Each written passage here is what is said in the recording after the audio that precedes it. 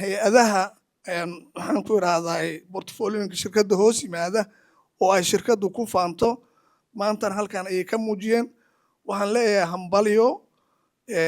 ilmuhu waxaa la yidhahdaa waalidku waa jecel yahay ilmahaagu waa fiican yihiin. weliba maahan intaas keliyahe waxay waalidku ogol yihiin ilmahooda u ogol yihiin in la yidhaahdo waa kaa fiican yihin. marka waxaan leenahay hambalyo inaan aragno guusha aad gaarteen, horumarka aad gaarteen. dalka dhan buu horumar u yahay, annagana wuxuu noo yahay dhiirigelin inaan ku dhaqaaqno waxaas wax la mida ama hay-ado kaloo cusub oo badan aan taageerno. waxaan rabaa inaan tusaale yar idinkaga soo qaato. nin baan diyaar isla raacnay, su-aalaha noocaan oo kale weydiiyey.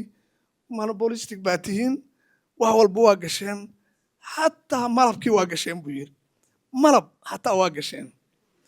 maanta waxaan rabaa marka inaan malabkii laftirkiisii aan wax inka iraahdo. waa qoslaya markaas oo markaad is wada tirahdaan soo maaha. waxaan rabaa qisadan marka sida tabaarak dhallinyaradaas ay noogu yimaadeen sidaas si lamida waxa yimid nin aqoon durugsan u lahaa ee soo bartay cilmiga beeraha, khaasatan kusoo takhasusay takhasuskiisa kusoo qaatay sida loo dhaqo shinnida. ninkaasu waddanka dhan ayuu ku wareegay, wuxuu waayey wax la fahma. war malab meelahan geedaha laga soo guraa waa naloo keenaa soo saafiya waana cabnaa maxaa haysaa.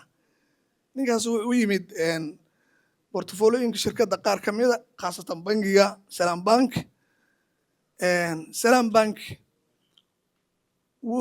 waxay ku qanceen in qof Soomaali ah oo soo bartay cilmigaas uu diyaar u yahay inuu isagu si cilmi ah oo ka hagaagsan sida hadda markaas loo samaynayey oo runtii aan qaab fiican ahayn inuu yidhaahdo anigaa samayn kara production ka fiican midka hadda jira kasoo wax soo saar badan.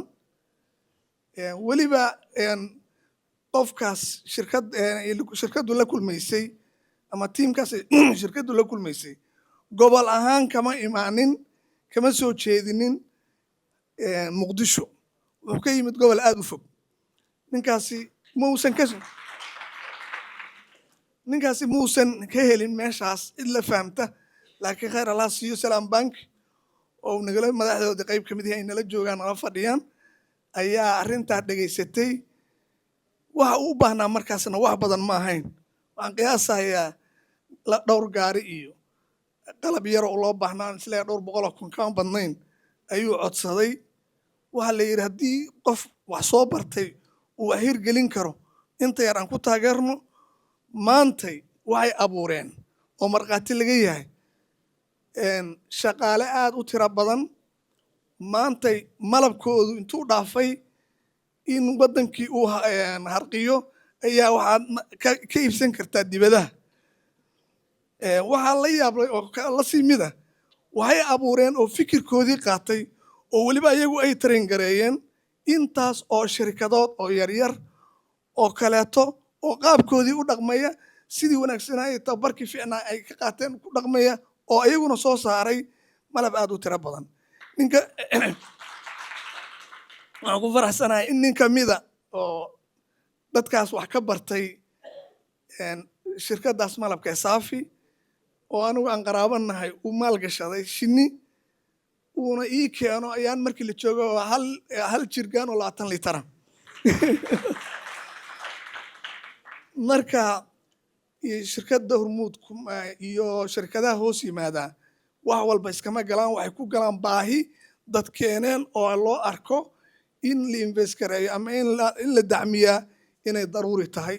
waxaan qiyaasayaa marka su'aalahaas iyo su'aalo lamidoo kale haddii aadna soo weydiisaan caawa tabaarak ayaa inkaga jawaabtay oo kumanaan kun oo shaqaale ah shaqo siisay, ka baxday weliba xuduudii dalka ee gaartay East Africa.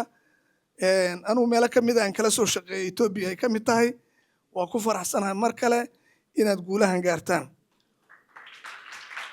masalada labaad oo aan baraarujinaya waxay tahay tabaarak ICT. waxaan leeyahay meeshan inaad maanta qaataan ISO waa hal step oo aad hore u qaadeen, one milestone waaye. waxaan dhihi karaa kow ma joogtaan, ha u qaadanina inaad guulo aad gaarteen ay tahay meeshii u dambeysay. waxaa laydinka sugayaa in ISO ay idiin kordhiso inaad juhdigiinii toban laabtaan, maadaama aad hubsateen qualitygiina in uu ka yahay quality heer caalami ah, inaad soo kordhisaan inta aad qabateen 10 jibaarkeed. marka milestone-kani maaha kiinii ugu horreeyey, kiinii ugu dambeeyey.